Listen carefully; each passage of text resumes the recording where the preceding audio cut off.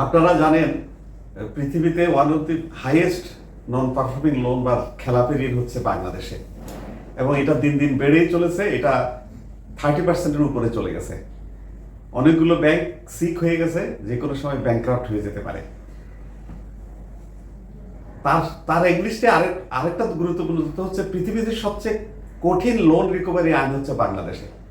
বাংলাদেশের অর্থঋণ আদালত আইনটি এত কঠিন, এত অমানবিক, এটি বাংলাদেশের কনস্টিটিউশনের কিছু কিছু ধারার বিরুদ্ধে চলে গেছে। তাও ব্যাংকের লোন রিকভারির জন্য বাংলাদেশকে এরকম একটি কঠোর আইন করতে হয়েছে। তারপরেও ব্যাংকগুলো লোন রিকভারি করতে পারে না। সমাজবিজ্ঞানীরা, মিডিয়া শুধু বলে ব্যবসায়ীরা টাকা নেয়, টাকা ফেরত দেয় না, কিন্তু এটার পেছনে যে ইনহেরেন্ট দুর্বলতাগুলো, সেগুলো নিয়ে আলোচনা হয় না। লোন দেওয়ার ব্যাপারে ব্যাংকারদের কি কোনো দায় দায়িত্ব নাই? সরকারের কি কোনো দায় দায়িত্ব নাই? লোন অপারেশন বা লোন ম্যানেজমেন্ট বলে একটা কথা আছে, সেটা কি কখনো বাংলাদেশে মানা হয়েছে? এক সময় পাকিস্তান আমলে একটা নিয়ম ছিল, কোনো ব্যাংক যদি কোনো ইন্ডাস্ট্রিকে লোন দেওয়া হয়, সেই ব্যাংকের একজন ডিজিএম সেই ব্যাংকের পরিচালনা বোর্ডের সদস্য হিসাবে প্রত্যেকটি বোর্ড মিটিংয়ে উপস্থিত থাকতো এবং প্রত্যেকটি খরচ অনুমোদন করতো ব্যাংকে। বাংলাদেশ ব্যাংক অথবা অথরিটি গোপনে সেই আইনটি বাতিল করিয়ে দিয়েছে। অর্থাৎ এখন হাজার হাজার কোটি টাকা লোন দেয়, কিন্তু সেই কোম্পানির বোর্ড অফ ডিরেক্টরসের মিটিংয়ে ব্যাংকের কোনো প্রতিনিধি হাজির হয় না।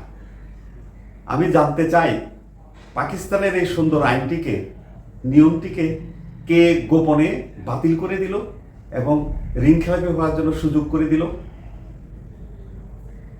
1990 সাল থেকে ওয়ার্ল্ড ব্যাংক এবং IMF বাংলাদেশ সরকারের উপর চাপ দিচ্ছিল যে ব্যাংকিং আইনকে পরিবর্তন করো, ম্যানেজমেন্ট রিস্ট্রাকচারিং করো এবং লোন দেওয়ার ব্যাপারে নিয়ম কানুনগুলোকে কঠোর করা হোক, না হলে বাংলাদেশের ব্যাংকগুলোর অবস্থা খারাপ হয়ে যাবে।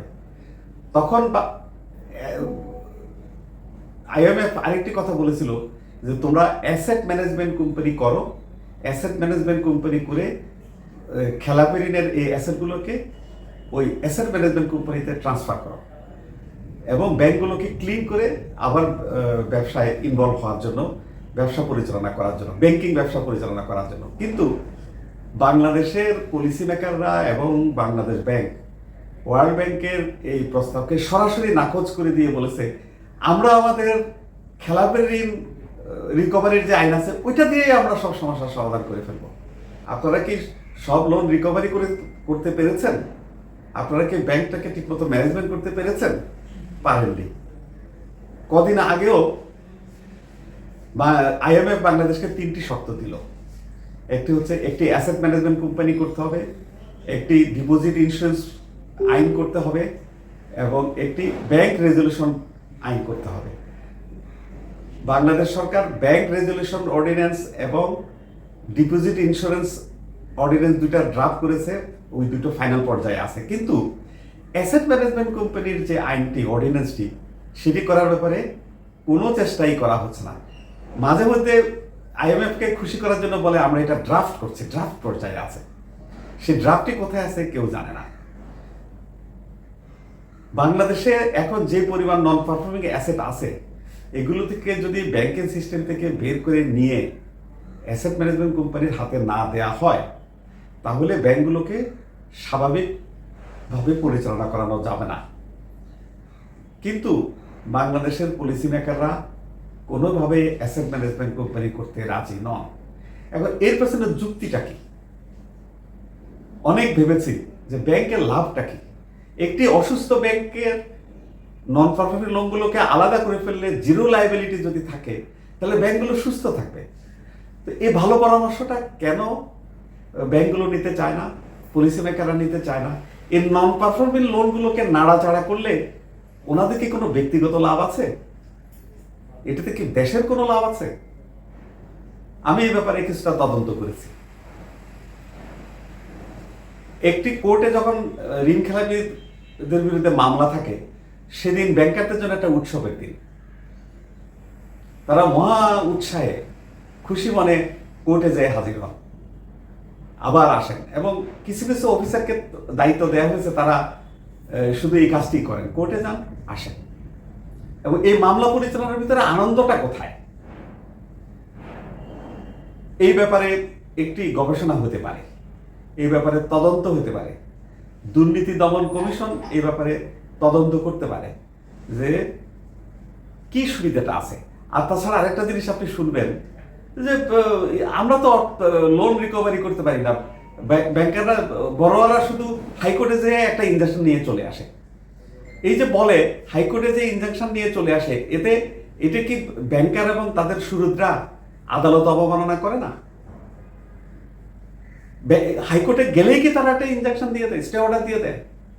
তাহলে কেন ব্যাংকাররা এবং তাদের সুরুদরা এই কথাটা বলে? তারপরে একটা টাইম ফ্রেম আছে, টাইম ফ্রেমের ভিতরে মামলাটা শেষ করতে হয়।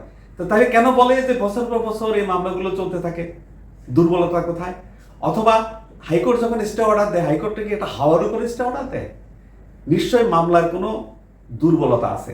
অর্থঋণ আদালতের মামলাটার কিরকম জানেন? এটা মার্শাল ল আইনের মতো।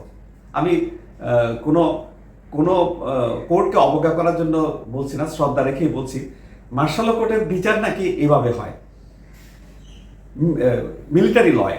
সেটা হচ্ছে একজন সিপাহীকে বলা হলো তোমার কর্নেল তোমাকে রাস্তা দিয়ে দৌড়ে যেতে বলেছে, তারপর নদীতে ঝাঁপ দিতে বলেছে। জি বলেছিল। তুমি লাভ দিয়েছো? জি না স্যার দিই নাই, কারণ শোনার দরকার নাই। তুমি কমান্ডিং অফিসারের আইন অর্ডার মানো নাই, তোমার চাকরি ডিসমিস। বাংলাদেশের অর্থঋণ আদালতের আইনটা হচ্ছে খুবই সহজ। ওরা একটা আর্জি পেশ করবে, আমরা এই লোন দিয়েছি, সে আমাদের ইন্টারেস্ট এবং লোন পেমেন্ট করে না। আদালতে দাঁড়ানোর পরে আসামিকে, বড়োয়াকে আদালত জিজ্ঞেস করে আপনি কি লোন দিয়েছেন? নিয়েছে। আপনি লোন ফেরত দিয়েছেন? দেই নাই। শাস্তি আপনার এত বছরের জেল এবং এই টাকা ফেরত দিতে হবে। অথবা আরেকটা আইন আছে,